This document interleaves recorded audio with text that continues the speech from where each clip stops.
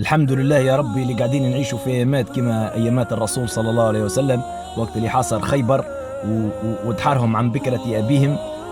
جدودهم اندحروا وهم اليوم باش يندحروا بقدرة ربي في الارض اللي يقولوا لهم ارض الميعاد، ارضهم المزعومة اللي فاكينها واللي اغتصبوها واللي كذبوا على دين الاسلام وكذبوا على التاريخ نتاع البشريه، وقالوا لكون فما هيكل سليمان غادي هم يحفروا عندهم من 48 هم يحفروا، وبارامون كان يزيدوا يحفروا شوي بالي بيخرجوا من الشيره الاخرى نتاع الكره الارضيه، وهم لا هيكل سليمان لا حتى شيء.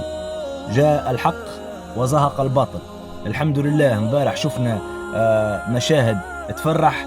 شفنا وين المنظومة الصاروخية متاعك، وين المنظومة الدفاعية متاعك يا إسرائيل، وين القوة اللي صدعتينا بها ريوسنا، المنظومة الدفاعية متاعك وصاروخ حيط وصاروخ سهم وصاروخ مقلاع داود، وينهم؟ شفنا حتى شيء منهم امبارح، كلهم طلعوا حتى شيء، طلعوا حتى شيء وما يسووش بعوضة قدام الصواريخ الإيرانية اللي صدمتكم امبارح إيران ويعطيها الصحة. وبالمناسبة راني عمري ما كنت نصور لإيران باش تضرب إسرائيل بالطريقة هاكي، عمري ما كنت نصور لإيران باش تدخل في حرب مباشرة مع إسرائيل، لكن امبارح تبين العكس وشفنا صواريخ من الجيل الرابع والجيل الخامس. يعني هذه نهايتك يا إسرائيل.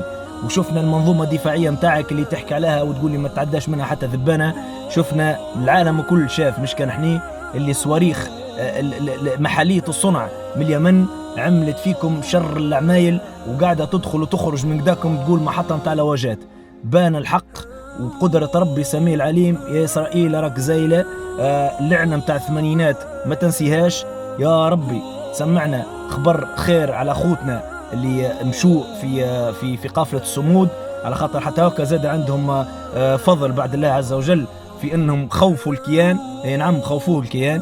شفناكم يعني والقوة اللي تحكوا عليها وجبروتكم وكذا، خوفوكم 4 ولا 5 كيران خارجين من تونس ومعاهم ناس عزل يعني ما عندهم سلاح لحد شيء وخفتوا منهم. معناتك الصواريخ اللي باش تقصوا فيها بإذن الله سميع العليم نهايتكم قربت يا أحفاد القردة والخنازير. موتوا بغيظكم.